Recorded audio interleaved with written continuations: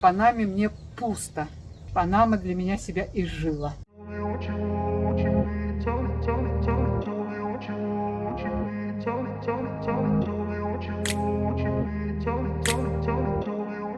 А тут я узнала бедный, потому что он вагу, то есть он лентяй, поэтому он и бедный. Ему так нравится. Потому что в этой стране умереть с голоду невозможно. Это новое интервью. Зоя Ивановна в выставе. Опять я с вами. Да. Так что продолжаем смотреть, не пропускаем. Поехали. Тяжело было вообще вот, переехать, новая страна, освоиться? Ну, мне единственное, что было климат для меня подходящий, потому что по группе моей крови мне даже не рекомендуется жить в холодном климате. Я всю жизнь мерзла, так же, как и моя мама. И, то есть вот теплый климат мне подошел. А какая группа крови? Третья отрицательная. Ага, Очень редкая, да. Если у кого отрицательно, нужно теплый климат. Ну, не обязательно нужно. Я это узнала, так как все-таки до того, как я попала в Панаму, я же сначала я отработала в коневодство по распределению, вот, где там еще освоила,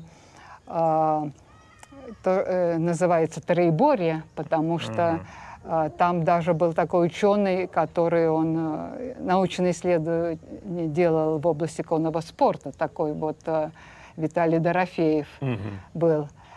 И поэтому я как бы еще с точки зрения науки как бы в курсе и техники прыжка, и вот методики подготовки лошадей к троеборью. Это тоже мне очень помогло.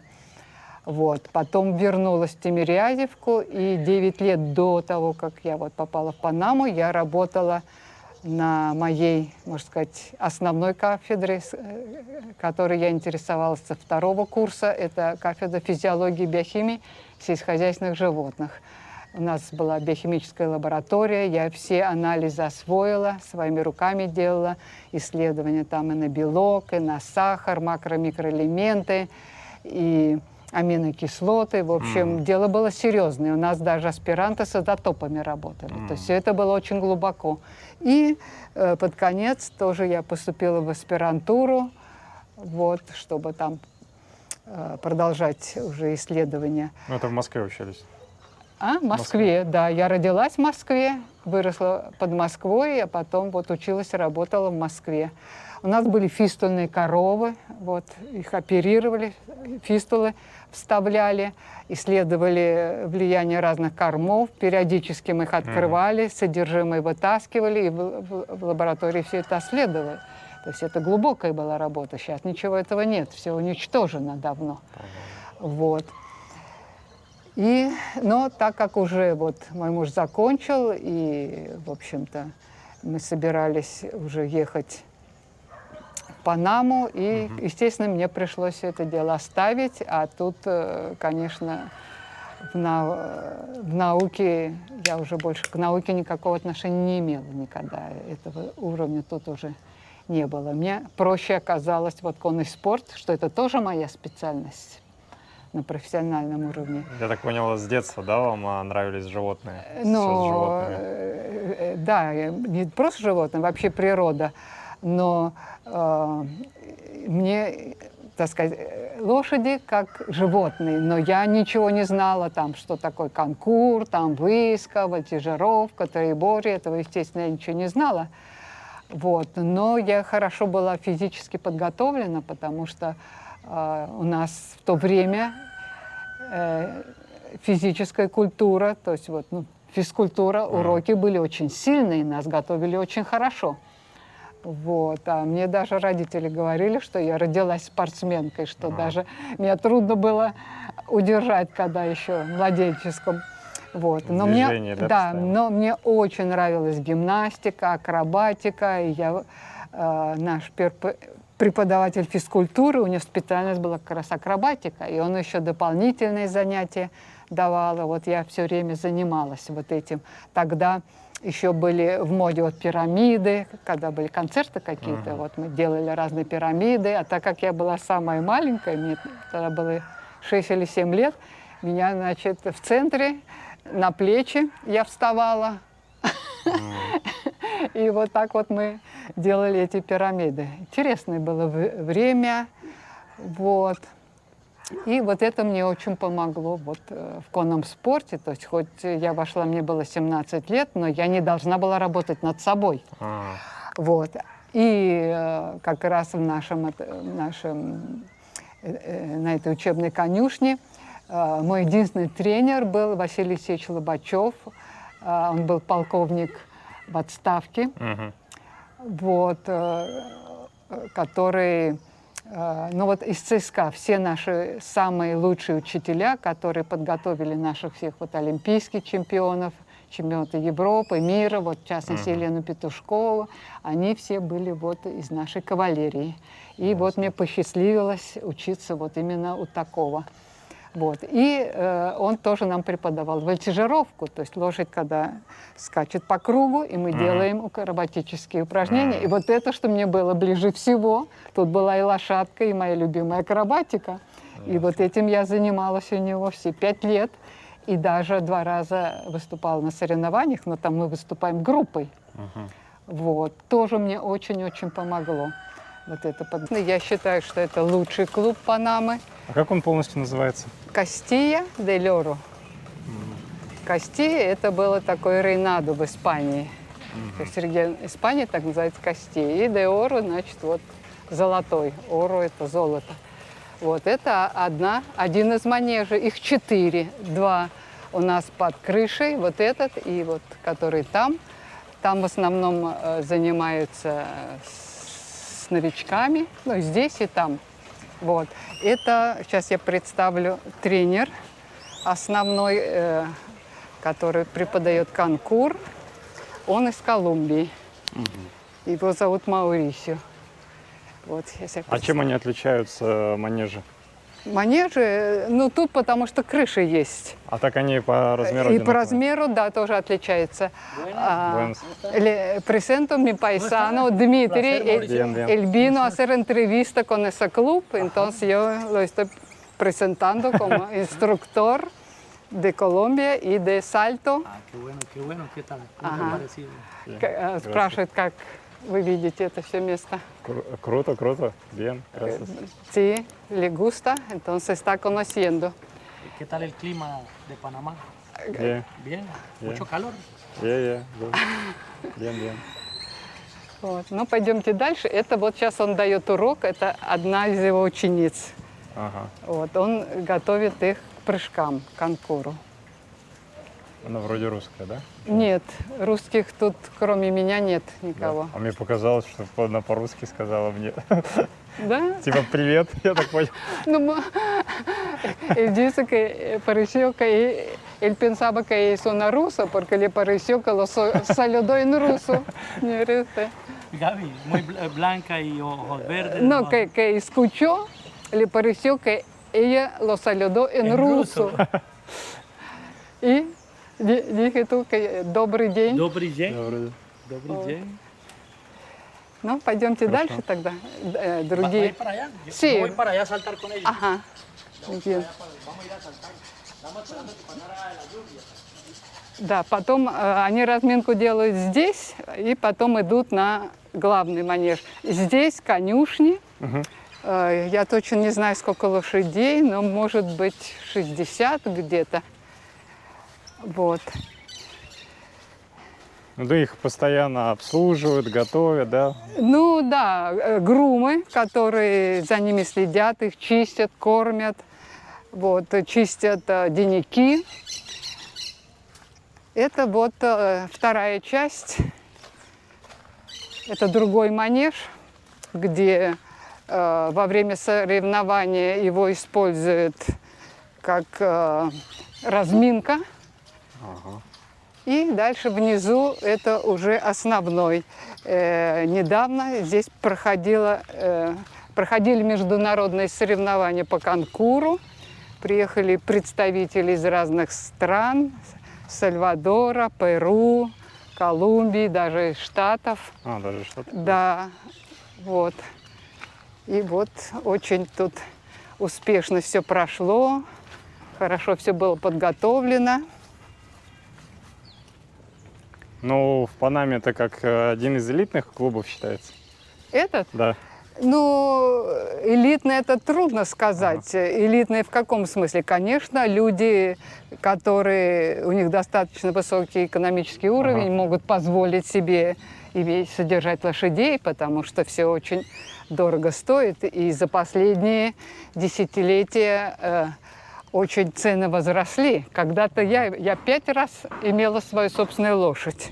И она мне обходилась, ну, конечно, я сама ее тренировала, и она мне обходила где-то, ну, $150 в месяц. Сейчас это не меньше 500. Вот, вот $500 в месяц, да? Да, это как минимум. Ну вот такой, это лучший клуб Панамы. Раньше было несколько, сейчас осталось практически 2 таких вот основных. И они все за городом, да? Нет, почему? Это в черте города. В чертах города Да. считается. Один, который несколько за городом, это клуб Контри называется. Это туда дальше, где вот начинается Сару-Асуль. Вот. Это принадлежит, забыл его зовут, то есть он был бывший президент Гватемалы. Он много лет назад сюда переехал и вот купил там землю и вот организовал клуб. Там тоже он с манежем, в общем, хороший, но далековато от... А высота максимальная вот здесь для прыжка какая вообще? Чемпионат страны, маршрут 130. То есть для сравнения, если с нашим, как в России, это уровень 1-го разряда. Я, кстати, когда-то в 20 лет тоже выполнила 1-й разряд по конкуру сначала, а потом уже по выиске. Здесь, значит, в этом клубе выиску веду практически я. Вот. И еще одна женщина, она и организатор, но она как бы руководит устно, то есть она не ездит верхом, лошадей сама физически не готовит. У нее тоже есть там пару учениц, вот, но они на очень базиковом уровне у нее выступают, вот, но все равно хорошо. Я начала с клуба Клейтона, тот, который вот в парке Метрополитана находится. Это еще была зона американцев, и там они имели депозиту, то есть там у них был какой-то склад. И они его, значит, на этой основе превратили в конный клуб. Еще он ихний был тогда.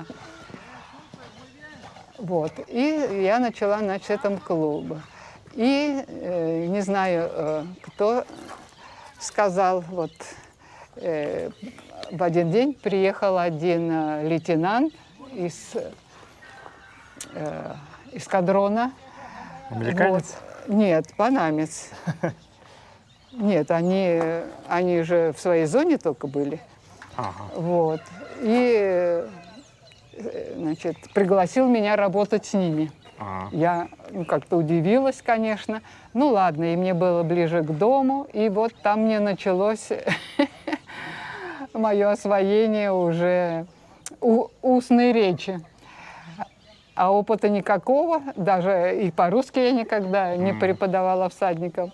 А там еще меня поставили, и главное, еще их тренерам.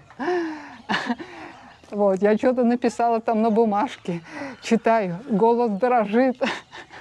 Но им приказали и должны были выполнять. Вот так я начала, значит, развивать свою устную речь и учиться преподавать уже всадникам. Ну, Вот. до этого еще в СССР учили, да? Что учила? Испанский. Ну, я перед отъездом, ну, то есть я вышла замуж за панамского студента в Москве. Вот, ну, уже предполагалось, он уже заканчивал учебу, и что предполагалось, что мы поедем туда. И как я без знания языка, естественно, я в Москве взяла курс 2-годичный, и я готовилась, естественно. Вот. Но я говорю, там с кем я могла развивать эту речь. Естественно, грамматикой я хорошо владела, там, читать, писать, все такое. Ну вот, а так вот началась моя практика уже в устной речи. Как человека, который почти не умеет плавать, кидают в речку, или утонет, или выплывет. Вот у меня такая была ситуация. Ну вот так потихоньку. Но ко мне очень хорошо отнеслись, то есть ну, с пониманием и все, и оценили, так сказать, мою работу в подготовке лошадей. Это тоже, конечно, важно. Вот. И, значит, в манеже, это было в Панау-Бьеху, это был эскадрон, я провела 11 лет в общей сложности. Потом со временем решили, значит, это все аннулировать, когда уже эскадроны аннулировали и все такое. И все это передали уже вот туризму. То есть Панау-Бьеху даже и следов нет теперь, что там когда-то были конюшни и манеж. Вот. Ну, вот так. И Ну, а значит, в общем, встретили любовь, и поэтому переехали в Панаму. Ну, да, я никогда, у меня в голове не было покидать Россию, но вот так как-то получилось, что вот вышла замуж за панамского студента. Он учился в Москве 6 лет, закончил факультет международного права. Вот, и он из бедной семьи, то есть в Советский Союз приезжали учиться люди все из бедных семей. То есть это была помощь Советского Союза вот, развивающимся странам. Подготовили очень много панамских студентов. Я думаю, наверное, ну, точно не могу сказать, но думаю, что больше 1000 в разных специальностей. И вот из них тут врачи очень известные, адвокаты, инженеры, преподаватели. Адвокаты тоже есть? Ну, мой муж адвокат. Он да, и он сначала, да, где-то год-два месяца был без работы, что не так просто устраиваться на работу. Нужно было сделать признание диплома, вот, всегда. И в его случае он должен был еще сдать 5 экзаменов, потому что там не изучает законодательство панамский. Вот, он все это сделал. Вот, и, значит, первая его работа была на $300, где-то место освободилось, и вот он так зацепился. И хоть это было вообще ничто, но он сказал, что ему не важно, что он должен, так сказать, кормить семью и так далее. Понятно. Потом освободилось другое место, и потом ему предложили быть, тут это называется фискаль супериор. Фискаль это как типа прокурора провинции Дарьен. И вот мы больше года жили там. Вот, это такое была самая отсталая провинция, практически сельва. Ну, место красивое, такой вот, как маленький полуостров, столица этой провинции Ла-Пальма, и такой на холме. И он как раз оттуда, мой муж. И мы жили в доме его мамы все это время. Вот, я уже с 2 детьми, потому что старший у нас родился в Москве, а второй сюда приехал в моем животе, чтобы родиться здесь. Да, и первый раз я только на год приехала, вот год закончился, ребенку было 5 месяцев, и я вернулась, ждала, когда вот муж сможет устроиться на работу. И вот он зацепился сначала на зарплату вот 300, и потихоньку, значит, вот стал расти. И когда ему предложили работать вот там, в этой провинции, он мне, значит, в Москву звонит, что ты согласна, что будем, значит, в таких условиях жить. Я говорю, а разве у нас есть другой выход? Ну вот, так что у меня еще опыт жить и практически в джунглях. Вот. Потом его повысили в должности уже в колонии. То есть мы приехали сюда, в столицу, жили в одной комнатушке еще с 2 его сестрами, у которых тоже были семьи. То есть это была как бы квартира, ну, ну, для родственников, все, кто вот тут Это в набережной. каких годах было? Это уже, сейчас скажу, 83-й, 84-й, вот где-то так. Вот. И, значит, вот его повысили и перевели работать в городе Колон. И он 2,5 года туда ездил, вставал ни свет ни заря, и на автобусе каждый день ездил туда. Потом, значит, опять его повысили уже в прокуратуре страны. Это там уже, можно сказать, в центре города, зам генерального секретаря. Вот. И на этом посту он уже проработал лет 20 или больше. Уже и тоже и зарплата другая, и все другое. И последняя его должность была, его назначили, он был первым фискаль де куэнтас, то есть прокурор государственных счетов. Это уже на уровне министра, то есть уже там привилегии государственная машина шофером, и даже могли охранников у дома, но нам зачем? Понятно. От этого он отказался, но, в общем, уже был совсем другой уровень, и, естественно, другая зарплата, 2 чека платили, один, который называется «Gasto de representación», то есть некоторые должности обязывают, чтобы уже там в костюмах ходили, там, и все такое. И для этого отдельно еще чек доплачивали. Ну вот, значит, На где-то сегодняшний так. день как? Работает или на пенсии? Ну, давно на пенсии, уже 13-й год. Я же тоже пенсионерка давно, мне вот 72. Понял. Ну вот. Но я-то, как бы, у меня независимая работа. У меня вообще 4 профессии. 2 я получила в Союзе. Я в 73 году закончила Академию Тимирязева. Зооинженерный факультет, специализация коневодства. Ага. И параллельно учебную конно-спортивную школу, которая принадлежала кафедре коневодства. Вот, 5 лет с почетным дипломом, то есть мастер конного спорта. Причем я смогла, ну вот, имела возможность начать конным спортом заниматься только когда в академию поступила. Мне было 17 лет, вот с этого возраста. А на 3-м курсе я стала чемпионкой Советского Союза. Вот, мое имя объявляли на всю страну. Это в каком году? Это был, сейчас скажу, по-моему, 70-й, сейчас 20 лет, 71 год, да. Так, а если поднять архивы, то какая фамилия? Пилюгина. А я Пилюгина. так под моей фамилией в этом Фейсбуке. То есть получилось так, что мы вступали в брак 2 раза. Почему так? В Союзе по советским законам.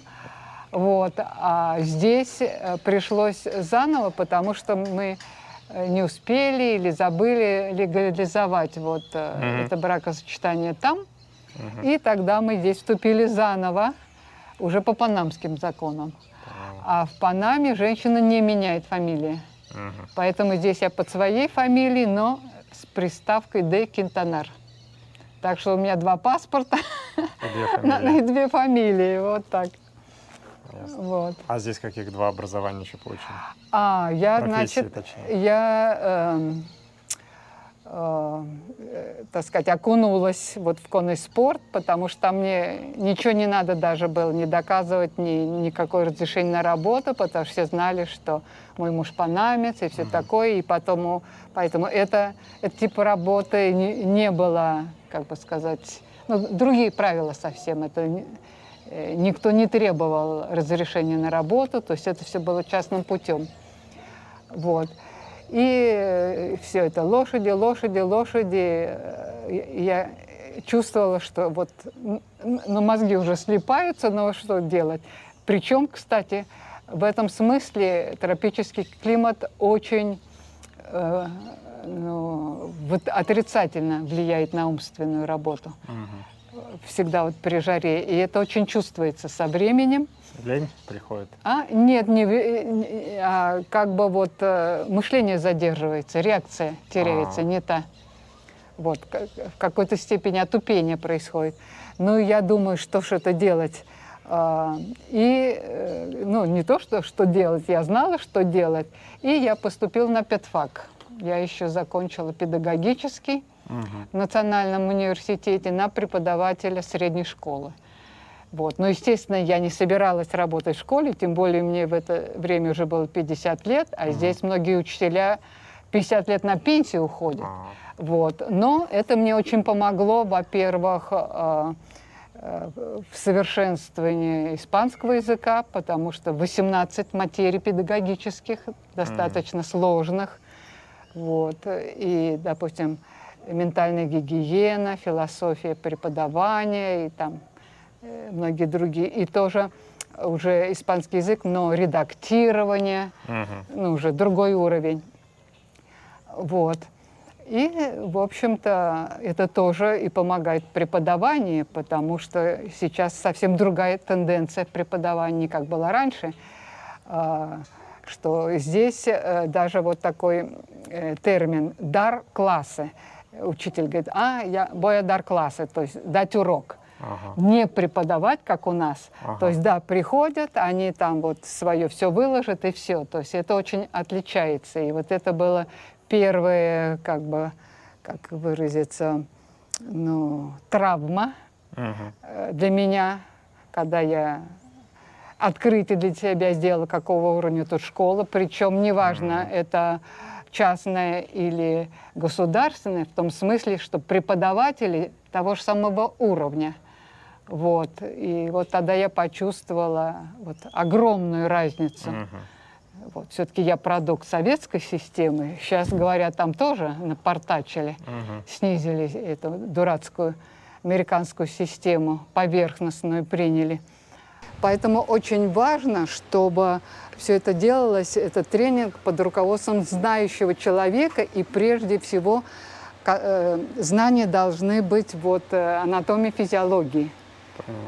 Какую нагрузку можно дать. Да. Вот, должен видеть, лошадь ли готова к следующему уровню нагрузки. Вот много. А подкову как часто вот меняют? Где-то каждые 3 недели. Вот. Ну, еще это очень индивидуально, по мере стирания. Но так как тут грунт мягкий, может это дольше длиться, может месяц, даже чуть побольше. И зависит от крепости копыт. Если копыт очень мягкий, то там почаще. А ветеринар есть? Но он что? Да, конечно, вызывают ветврачей. Есть ветврачи. Часто болеют, нет? Больше всего как бы травмы. Иногда бывают колики, когда вот что-то, какое-то нарушение в режиме кормления. А тут получается, как все самцы или самки, кобеля? И те, и другие стараются все-таки в спорте жеребцов кастрировать, потому что иногда они проявляют характер агрессивный. Вот. Тут есть вот кобылы и по большей части кастрированные лошади. Кобыл тоже, да? Нет, кобылы нет. А кобыла как, рожает она или нет? Тут случаи, как правило, не занимаются. Понятно. Иногда, вот в Клейтоне были, да, такие случаи. Она не ведет себя тоже агрессивно, потому что, природа просит, агрессивно нет. У них больше проявляется, как бы, некоторые теряют внимание, если находятся в такой период и во время тренировки. Кобыла бывает, что теряет внимание, отвлекается, туда-сюда смотрит, больше всего вот так проявляется. На конкуре это, как правило, не отражается, а на выиске, да еще если выступление какое-нибудь серьезное, то есть вот уровень высокий, например, Олимпиады, вот, как правило, на этом уровне используют только лошадей кастрированных. Кобыл очень редко, вот по этой причине. Но если кобыла жеребца видит, он тоже, наверное, как-то реагирует, нет? Но если он кастрированный, то, как правило, уже не реагирует.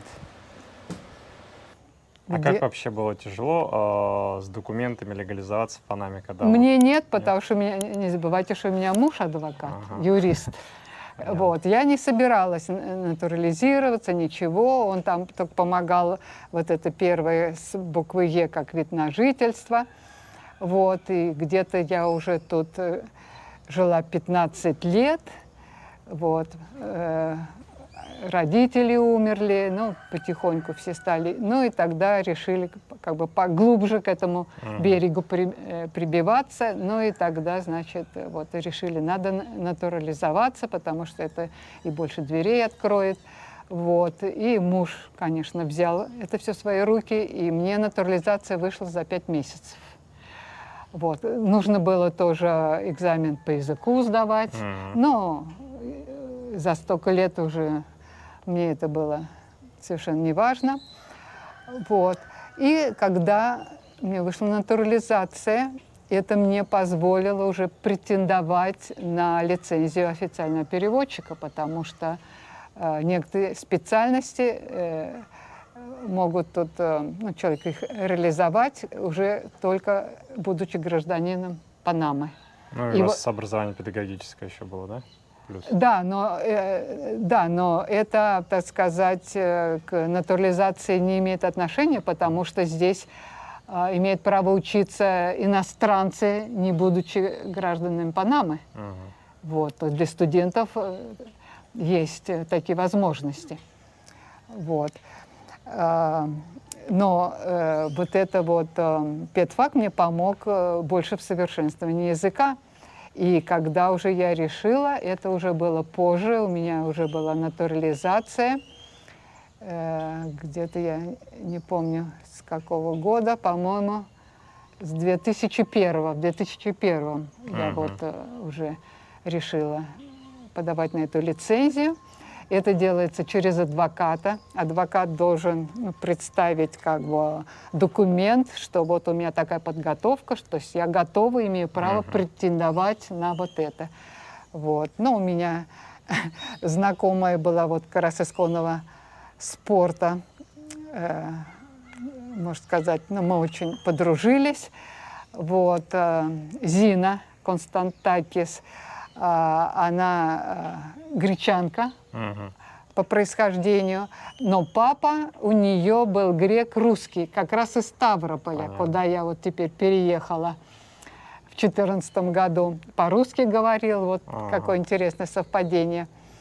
Вот, она не говорила, да.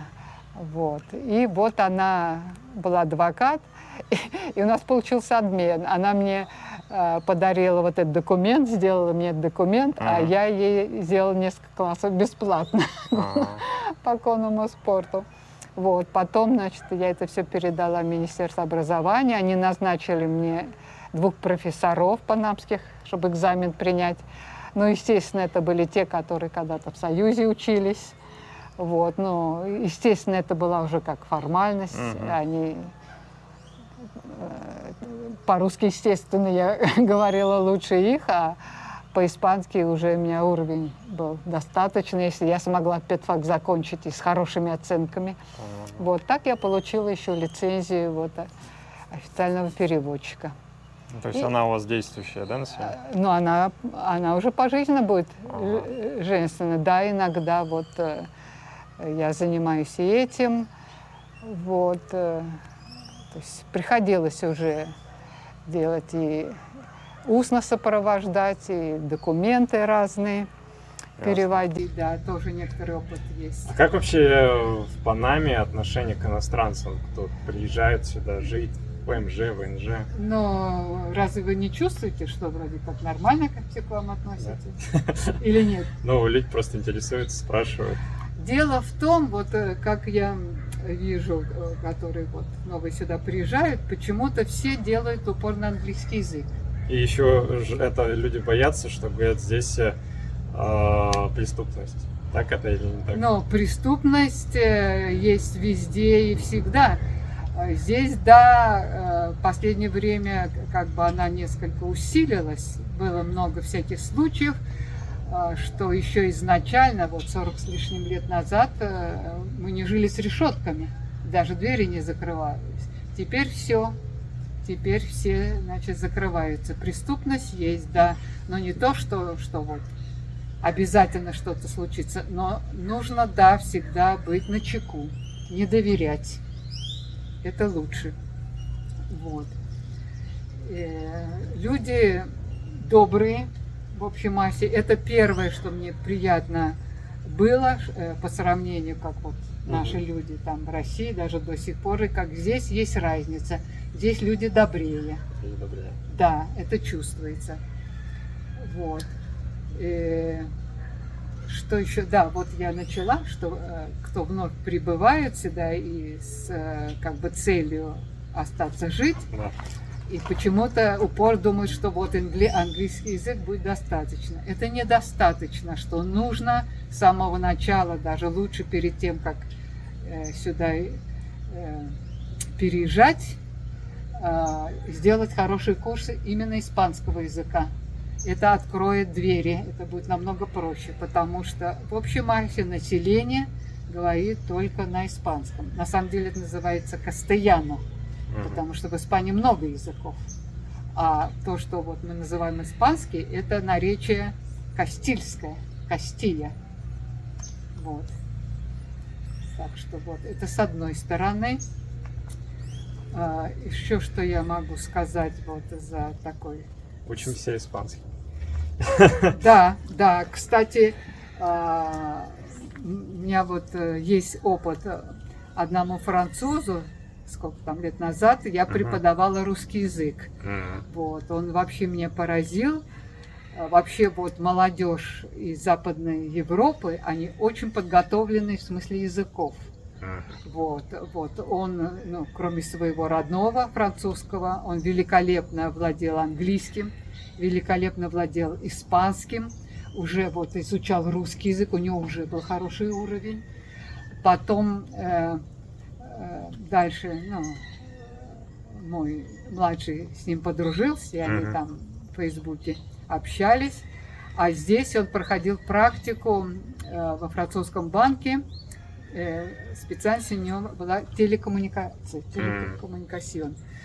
Потом я узнала, что когда он вернулся во Францию, потом еще на полгода поехал в Россию совершенствовать русский язык. Потом я узнала, что по работе его отправили то ли в Китай, то ли в Сингапур. В общем, там он стал осваивать еще мандарин, женился на китаянке. И там остался. Нет. Потом его по работе направили в Германию. Не знаю, если до сих пор он там живет. Естественно, он освоил еще немецкий язык. Вот такая подготовка у многих молодых людей вот из Западной Европы. Но он очень из серьезной семьи. Когда он уже заканчивал, приехали его родители, пригласили на ужин в ресторанчик, там этот арабский, мы так хорошо побеседовали.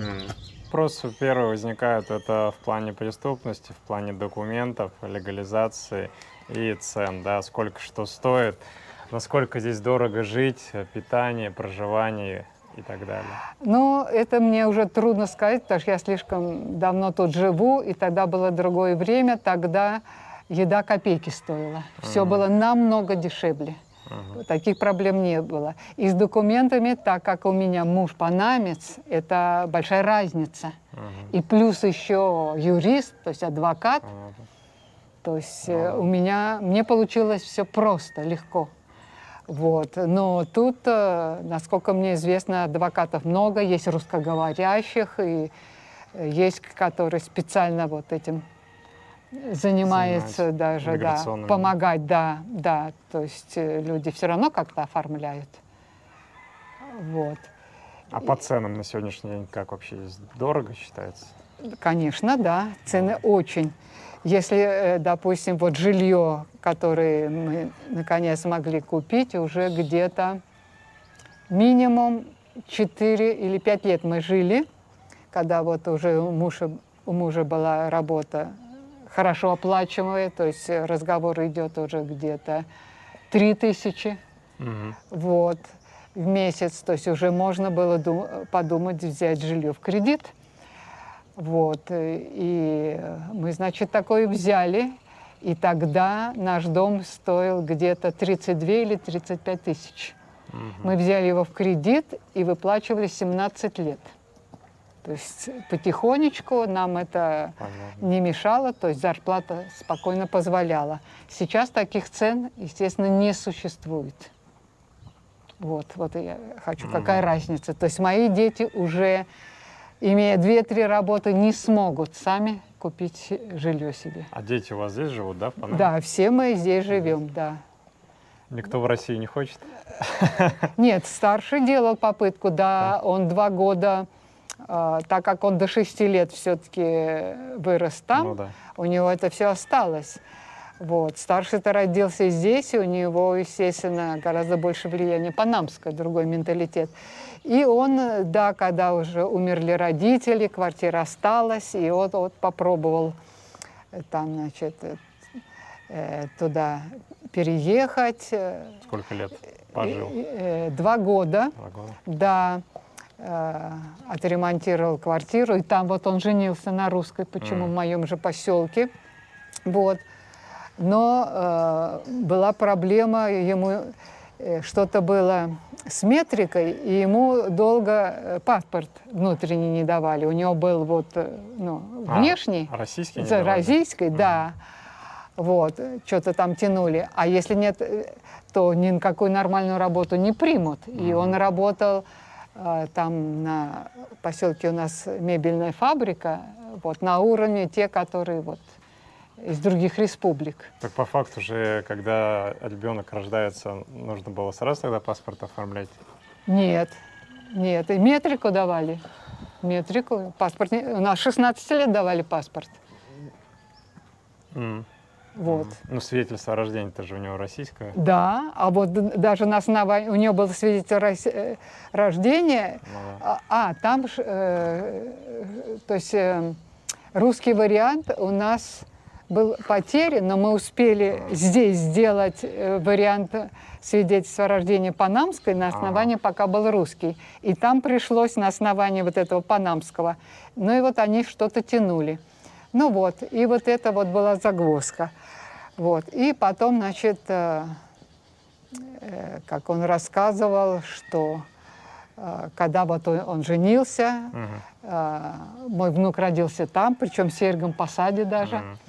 Вот. И он сказал, что все, что он хочет своей семьей вернуться сюда. Вот, во-первых, вот, в смысле работы.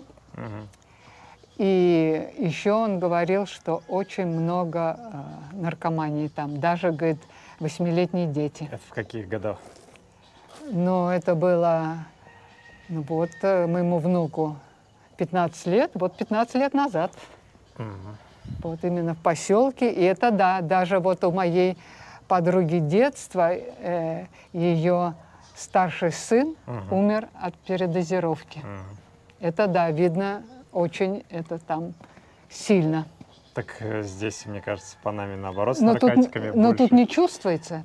Тут не чувствуется нигде, чтобы кто-то чего-то. Вот мой сын, он свою академию создал, джиу-джитсу, он преподает уже много лет. И у него он с детьми работает, и со взрослыми. Вот, и... Это просто в каком обществе находишься, в каком районе живешь? Да, но здесь, как бы сказать, это так не чувствуется. Ну, я не знаю, я вот сколько лет тут живу, никогда я не сталкивалась. Не в тех районах, потому что ходите. Есть же Нет, районы, нет, вот. это даже это не от района зависит. Это чисто вот воспитание внутри семьи, плюс разные обстоятельства, потому что тут я знала даже людей конкретно, которые миллионеры и были наркоманы. И в их семье дети наркоманы. То есть это абсолютно не зависит от экономического уровня. Это совсем другие факторы влияют. Ну и здесь доступа и возможностей больше. Ну, тут тоже это преследуется, и тут в тюрьму сажают. Не, ну я говорю, возможностей больше, чем Россия. То есть в России... Я не думаю, и что больше. Я думаю, все везде одинаково. Все везде одинаково. Здесь только и смотрю в новостях, то там кого-то задержали и тоннами эти прям перевозят. Ну да. Тут же рядом Колумбия, да, где этот вот здесь знаменитый рядом квартель. А в России-то нет? А в России у нас Афганистан под носом, и Таджикистан. То все то же самое. Нельзя сказать, где лучше, где хуже. Все одно и то же. Вот. И дело в том, что, ну, мое мнение, что это не закончится, потому что в этом участвует сильный мир сего. И это бизнес, где не надо платить никаких налогов. То есть это настолько он богатый, обогащается. Поэтому очень сложно. Это вопрос сложный. Вот. По поводу религии. Какая вообще здесь религия? Здесь католики. А как относятся классическая. к другим религиям здесь? Здесь все виды. Здесь очень много вот иудейская религия. Наша тут вот церквушка есть. Мусульманские мечети, индуизм. Тут все виды религии. Здесь вот я никогда не замечала, что какая-то была проблема на основе религиозной. А по поводу вот свободного вообще гуляния по улицам Панамы, насколько это безопасно? Вечером, днем? Ну вот вчера только я внука забирала уже в темноте из парка Умар, где он там с ребятами в футбол играл. Все было нормально. И где вот эти вот прогулки делают, вот это Костера, там вот вдоль этого набережной, да, там, ну, там всегда патрули ходят. А патрули ходят, потому что бывают какие-то случаи там, да? Ну, это по-любому, это их обязанность. А как же, где люди, их же обязанность нас охранять население. Случаи были везде, даже в моей Бариаде, где я живу, 2 раза было убийство. И это у нас никакая не красная зона. Но все-таки в Панаме есть зона красная, тоже есть, да? Ну, это все относительно, все относительно. Это и дело случая. Вот. Чаще всего, вот, как я вижу, убийства такие вот внутри семьи, на почве ревности, муж там жену убивает и так далее. Больше всего такого плана. А так вообще красные зоны тут есть, что туристам лучше туда не ходить, не гулять в каких-то районах? Ну, считается, но опять же это относительно, потому что если где вот эти, так мы называем индейцы, тут называют индихенас, они наоборот хорошо к туристам относятся, потому что они имеют доход хороший от туризма. То есть зачем они будут к ним плохо относиться? Вот, так что это... Так это какой район? Ну, они тоже все разные, то есть точно сказать, что в этом может произойти, а там нет, сказать нельзя. Нельзя. Может быть, что в таком, у которого плохая слава, никогда ничего больше не случится. И вдруг в Престижном, кстати, убивали это в Престижном, чуть ли не в Пунта-Пайтия, и средь бела дня, а там уже разборки, связанные с наркотиками. Это может случиться где угодно. Все-таки Панама живет по указке США, правильно? Ну, не то, что прямо по указке, но, конечно, в большом влиянии они же сделали, в общем-то, эту страну. Здесь было такое явление государства внутри другого государства. Во-первых, они построили канал. Начали французы, но там все разворовалось, и, в общем, на этом дело закончилось. И тогда Штаты взялись за это и довели все до конца. И до сих пор вот канал функционирует, в общем-то, без проблем. Вот. И зона канала, это считалось официальной территорией США. Но в конце 1999 года по договору, значит, они передали зону канала и канал уже Панаме. И вывели свои все вот эти войска. Тут были их военные базы. Американские. Да, и морские, и воздушные.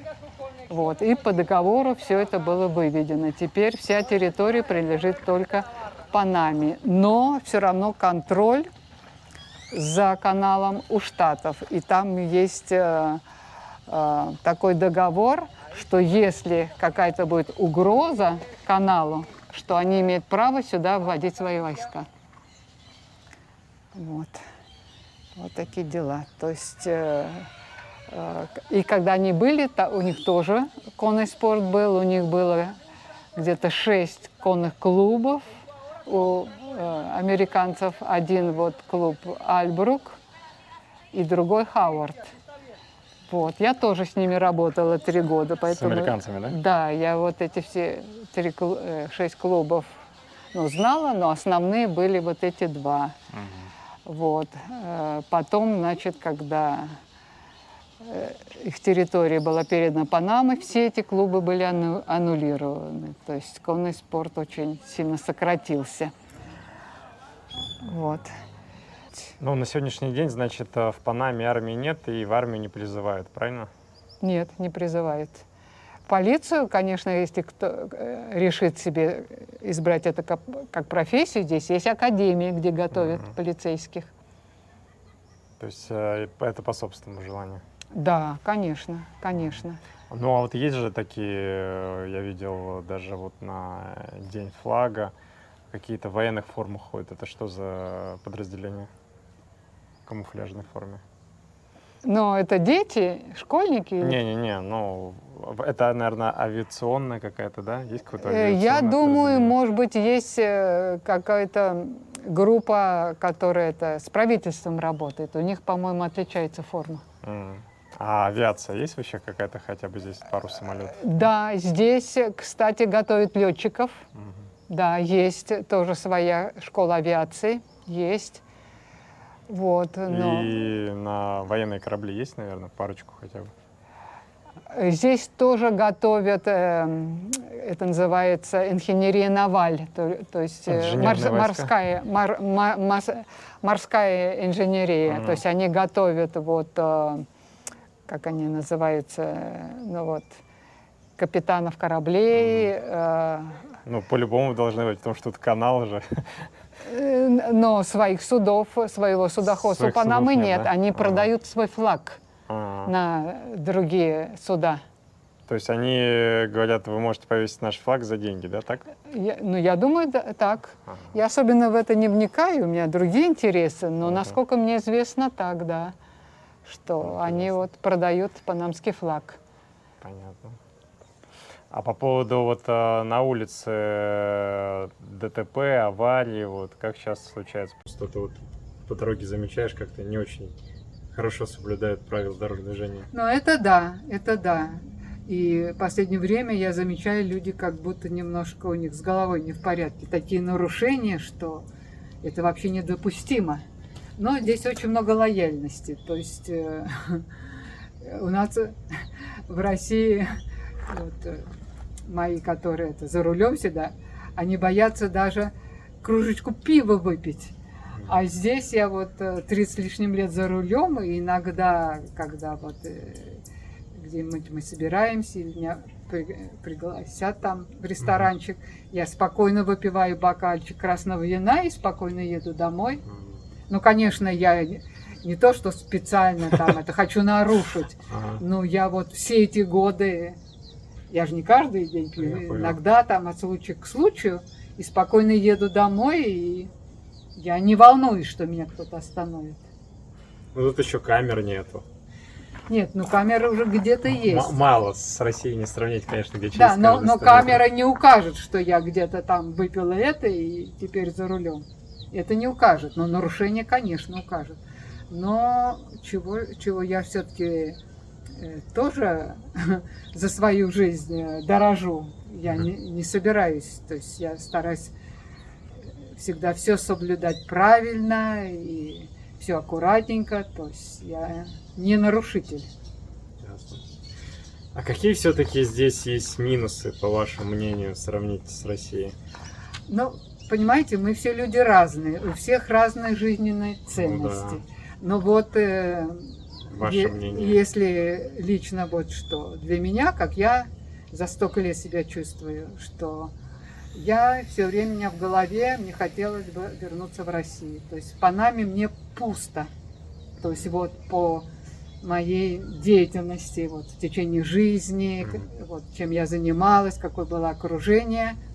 Здесь вот, слава богу, еще вот отдушина. У меня конный спорт, это из моих 4, это любимая моя всегда была специальность.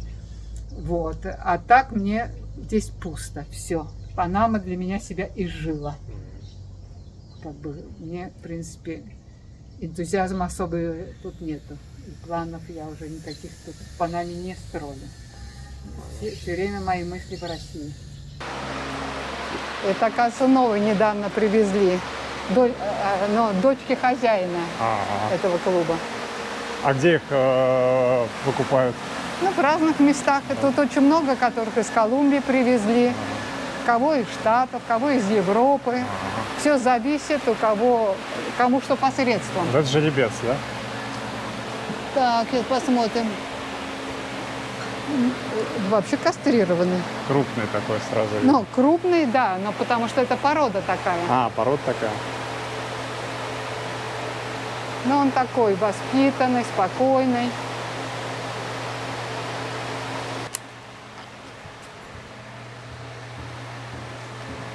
Ну, за этим хозяйством надо следить и следить всегда. Ну, конечно. А это, что вот это означает? Это вот выигрыши премии на соревнованиях. А, это как медали, да, уже? Это что лошадки одевают. Ага. А медали это всаднику. Вот синее это первое место. 23-й, Красное да. вот это второе. Синяя, первая, красная, вторая. Да. Остальные я уже не помню. Есть еще вроде зеленые, розовые, желтые. Ага. Это я уже не помню. На них должно быть написано. Это 87-го года? Ну, наверное, это фирма, которая их делает.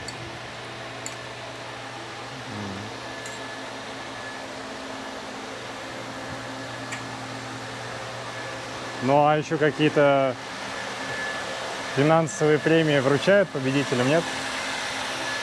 Но Или нет, только медальку и все? я не слышала. По-моему, когда-то сделали такую попытку, кому-то, да, что-то было. Но это как договорятся организаторы. Ага. Ну, давно там были? Я была в этом году там. А, то есть раз в год полетает? Но я, когда вот переехала уже, когда у меня все умерли, и старшая сестра, все уже, у меня в Москве осталось 4 двоюродных сестры, старшие уже за 80, уже такого уровня, уже всем станем до себя. Да, еще осталась младшая там же, в моем поселке. Вот. И когда, значит, вот мы все-таки с ней продали квартиру родителей, и вот моей доли хватило на домик вот там на Кавказе, как раз в Ставропольском крае.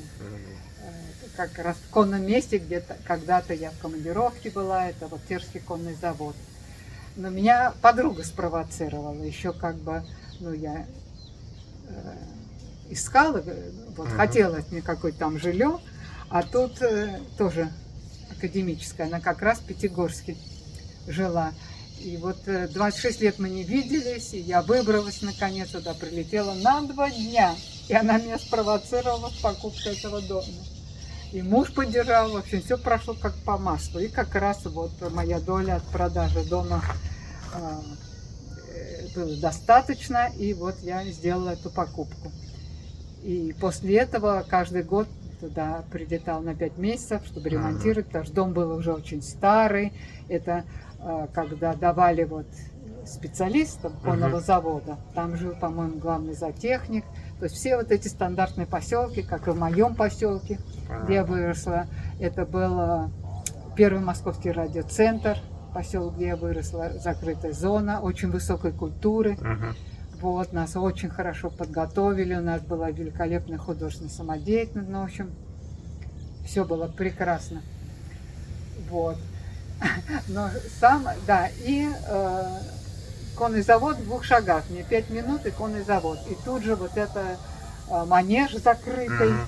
и люди уже меня знали, все-таки моих прежних конных заслуг мне обо мне статьи писали, даже вот в журнале, по-моему, «Мустанг». Вот, и, в общем-то, мне там всегда была какая-то работа вот, в спортивном отделении, а завод вообще выращивает арабских лошадей. Ну вот, но еще с этим домом такое произошло мистическое. Вот, я в моем поселке, изначально мы жили на Школьной улице, Мгм. и там мой дом тоже находится на Школьной улице. М. Потом оказалось, что бывшие владельцы, семья это, Бичаков, их Мгм. 3 брата.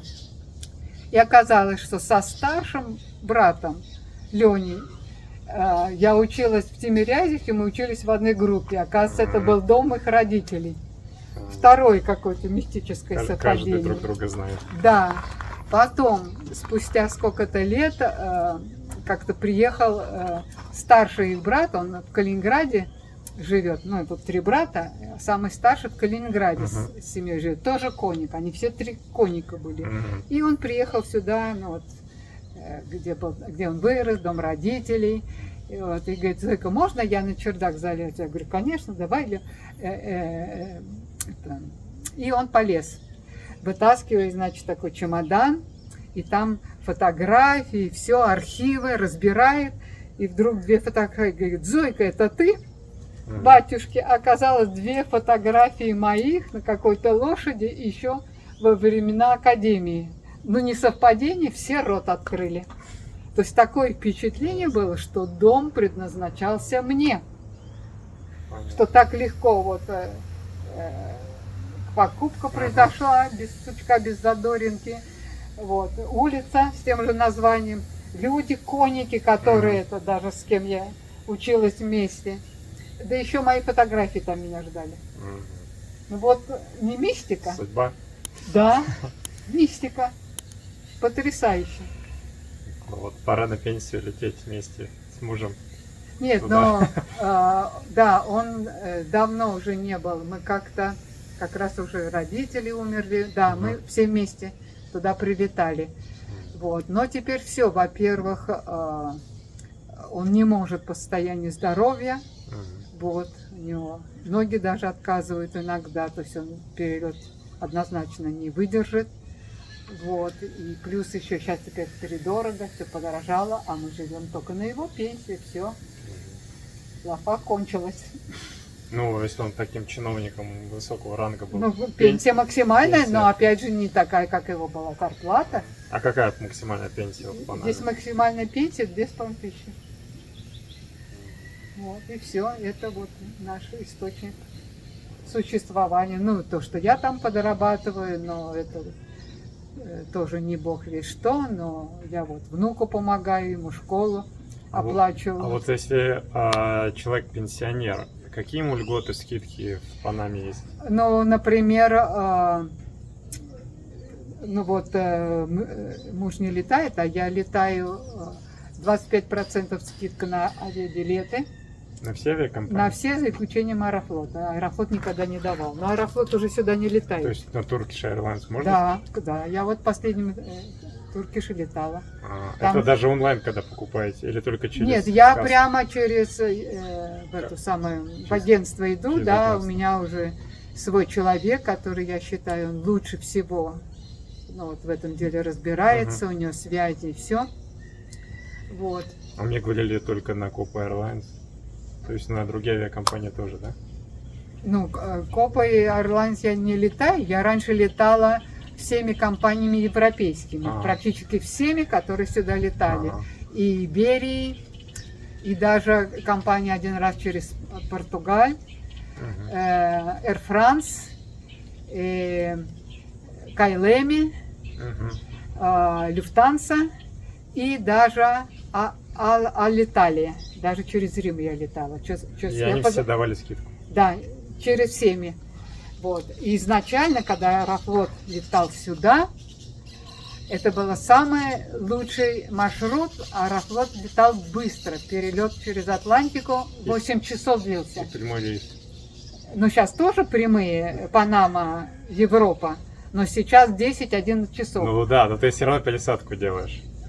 Да, но без пересадки Панама, Ирландия, Аэрофлот делал Панама, Ирландия на одном дыхании 8 часов только было лета. То есть он все равно транзит делал, да? Не прямой рейс, прям без пересадки. Да, делал туда посадку на час, но был тот же самый самолет, мы его не меняли, а всеми остальными компаниями я меняла самолет, а это был один наш на одном дыхании. И потом еще, по-моему, Шеннон, Москва, по-моему, 3 часа.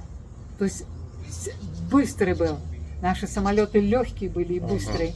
Все, потом я не знаю, что случилось с этой перестройкой. Аэрофлот угробили. Все, теперь практически сюда его не восстановить уже. Сейчас, да, мало куда Вот, летает. все. А еще какие скидки пенсионеры имеют? Ну, еще, ну вот, если очередь, то всегда Пропускают. пенсионеры у них отдельные. Вот, это. Потом в ресторанах скидка тоже, по идее, должна быть 25%, но они делают, по-моему, 13 или 15. Они обязаны тоже делать, но это надо им сказать. Если не скажут, конечно, им невыгодно. На заправках, в метро. Это я не знаю. На заправках нет скидки для пенсионеров. Вот. В метро, я думаю, тоже нет. А аптека, медцентр? А в аптеке дают скидку на медтовары для пенсионеров. Дают. И частный врач тоже обязан давать скидку. Да. В общем, надо просить везде. Да. Да. Какие преимущества в Панаме видите в России? Люди добрые, это раз. А еще два каких самых таких стоящих? Ну вот эти, что больше как бы пенсионеров уважают, как бы, я думаю, все-таки больше. И которые лежачие, вот Сегуро Социаль периодически к ним приходит на дом, все там исследуют, как в каком состоянии, и тоже им какие-то необходимые вещи некоторым, что вот эти понялись нужны, тоже Сегуро должно быть. Другое дело, что там часто этого не бывает, это уже проблема, как сказать, руководителей. Понятно. А если человек инвалид, ему как относится? Ну вот, я говорю, лежачий или инвалид, Вот они приходят, да, тоже помощь им оказывает. То есть социальная помощь тут работает. Ну, мы можем вот в сидельную зайти, вот тут седла все, вот, ну, любое. Они по размерам вообще, да? Ну да, более-менее и по специализации. Есть седла для конкура, для выиски, и есть как бы универсальные. Понятно. То есть и туда можно А использовать. само вот это, оно как-то размер есть, шире, уже? Да, тоже То есть есть. лошадь же разная тоже. Да, тоже это учитывается. Вот, ну это называется стремена, это путлище, вот это крылья седла, вот такое строение. И обязательно мы используем вальтрапы и еще так называемые протекторы. Вот, что Ну, чем чтобы- лучше защищена спина лошади, И не скользила. да, и не скользила, и чтобы не натирала, то есть это все учитывается. Вот. Ну и тоже накрываем чехлами, чтобы не портилось. Сохранить И периодически нужно ее чистить. Обычно мы используем мыло глицериновое, выжимаем его, то есть чтобы сама вот эта была пена. Вот сначала этим вычищаем, потом смываем тряпочкой, и потом уже определенное масло. То есть это, так как это натуральная кожа, за ней надо следить. Вот. Это вот так называемая уздечка. Вот такая универсальная, простая. Вот. Это тут называют серобока, мы называем капсуль. Вот, он бывает разный. Это вот удила, что во рту мы используем. Это у нас называется трендель. Вот, А обязательно ее... Он тоже бывает разный. Ну, есть последние годы направление, что используют уздечку без железа во рту. Ага. Вот, так называемые хакиморы, они тоже бывают разного вида. То есть ездят верхом, но используют уздечку без железа во рту. Понятно. Мы в классических видах применяем все-таки железо. Вот.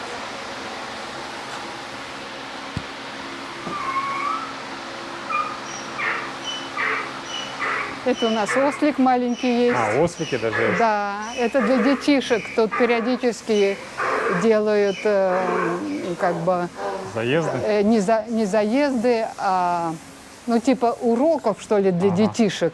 Вот, им показывают разных видов животных, лошадок.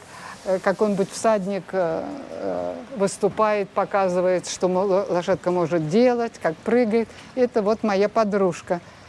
Мамулечка, ты моя сладкая. Я ее приучила, она сразу подходит, я ей делаю массажик. Вот такой массаж. Вот так вот. Поэтому она меня знает, и потом всегда ей травки рву. Мамулечка? Это он, она? Она. Такая красивая. Был еще он. Его выпустили как-то в загончик, и кто-то собаку спустил, и собака его загрызла. Так что другой погиб. А это вот осталась эта мамулечка наша, да, она вот меня уже знает, я все время ее тут ласкаю, да, с ней разговариваю. Ну да, тем более он в загоне, еще убежать-то не смог. Вот, вот. Так что вот так. Но, просто говоря, чем больше мир познаю, чем больше мне лет, тем больше я только в Россию хочу. Потому что... Даже с нынешней ситуацией это не... С любой, с любой. Но я же каждый год ездила. Причем тут та ситуация? Ну это именно связано, что здесь как бы нечем заняться, или это просто тянет? Нет, я никогда себя панамкой не чувствовала и не почувствую. Я ж продукт России. Если бы меня вывезли с младенчества, это было бы один вариант. А так-то я уже сформировавшийся человеком сюда попала.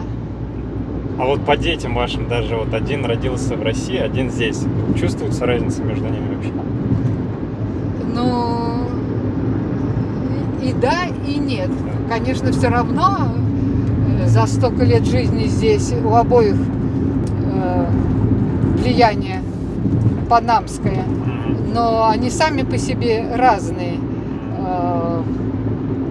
Как бы интересы разные. Но все равно даже вот в семье братья и сестры все равно все разные. По-любому. Ну, характер, понятно. Возраст. То есть на родину тянет, да? Да, я люблю свою родину. Какая бы она ни была. Но она всегда мне, так сказать, у меня особых проблем там не было. В принципе. А то некоторые просто уезжают, говорят, все, как бы. Но я думаю, потому что ценности жизненные совсем другие стали. Все хотят деньги, жизнь с комфортом, иметь это, иметь то. А я выросла с таким менталитетом, это у меня от отца, что мне этого ничего не нужно. Я наоборот, чем меньше у меня есть, тем легче жить. Что здесь, в Панаме... Тем меньше тащить на себе. Вот, единственная моя собственность, это машина на мое имя, потому что мой муж не водит вообще. А там в России единственная моя собственность, это старенький дом, все. Но мне этого более чем достаточно, дай бог с этим справиться. Ну да. Просто у меня всегда были другие ценности.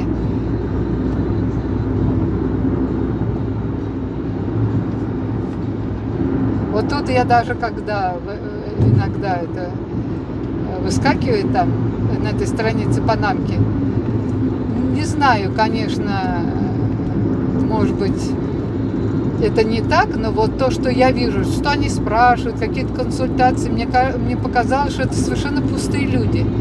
Такие у них интересы, такие ничтожные. Одна как какие-то там, если мастер какой-то по маникюру, Какой нафиг сейчас маникюр? Только подумав, что в мире происходит, что с нашей родиной, какая по нами ситуация, она про маникюр там ищет какого-то мастера необычного. Это что такое? Ну вот, это один только маленький пример. Ну, я понял. И так таких много. Только думаю, там, это самое, одна так вообще вечно красуется, то в такой позе, то в такой, вот она такая, вот у нее такое тело.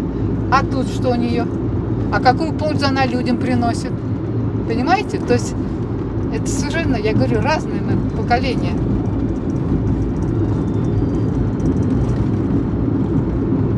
Вот я даже это седые волосы, а мне даже в голову не приходит, зачем я их буду красить? А чем плохая седина? Это наоборот признак мудрости всегда был.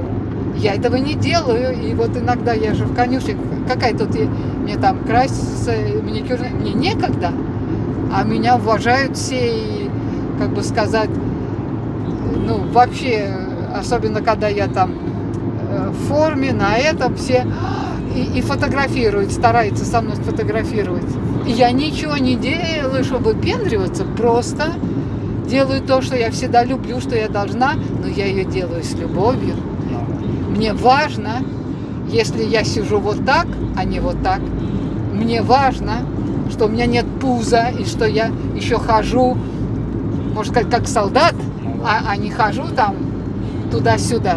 Вот эти вещи мне важно. То есть эстетическая сторона, и я считаю, что это правильно, потому что, согласно системе йогов, мы не только питаемся то, что в рот суем, то, что мы видим, то, что мы слышим, так-то, что мы чувствуем. И это все питание.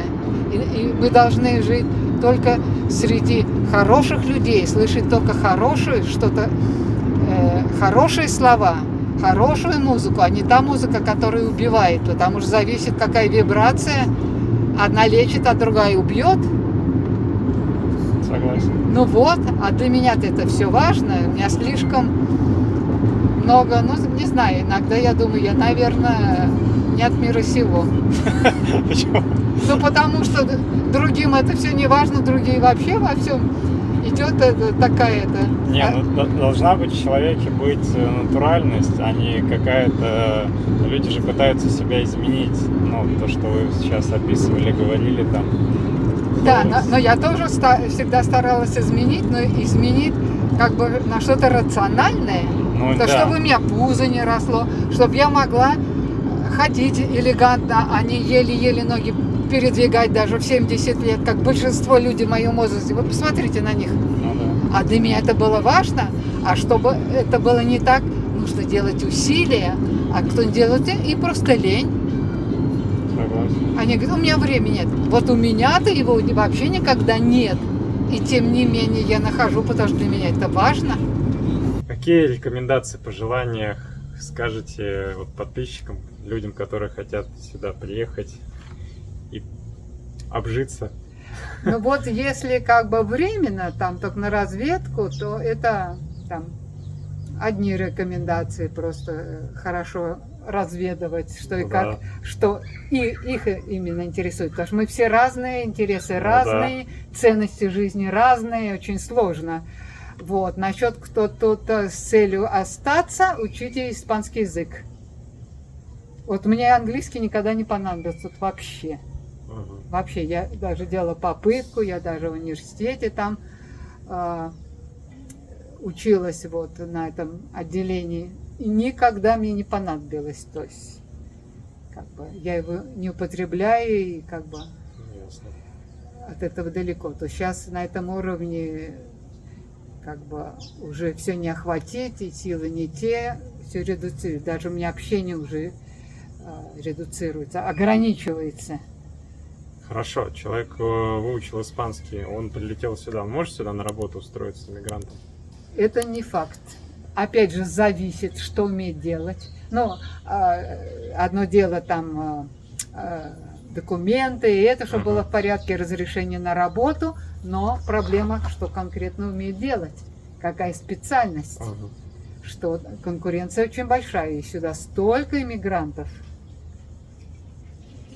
Ну, в основном из Латинской Америки едут все.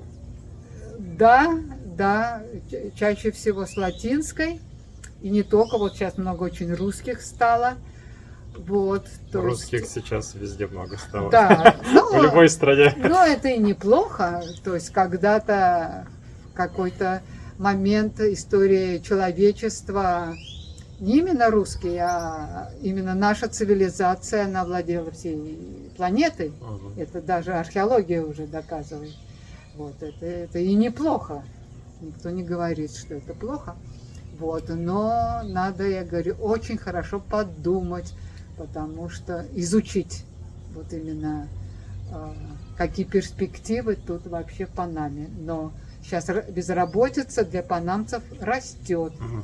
Вот я видела, типа вот как биржа труда, столько молодежи и подготовленной, и не могут найти работу. М. Ясно. А тут еще мы. А тут еще понаехали. Да, да, поэтому здесь больше перспектив. Ну, а здесь, если понравится климат, страна, людям, которым не нужно тут работу искать, у которых есть Ну, на доход. что жизнь. Вот Да. этим, да, этим может быть тут комфортно. Tell me what you want, you need. Tell me, tell me, tell me, tell me what you want, you need. Tell me, tell me, tell me.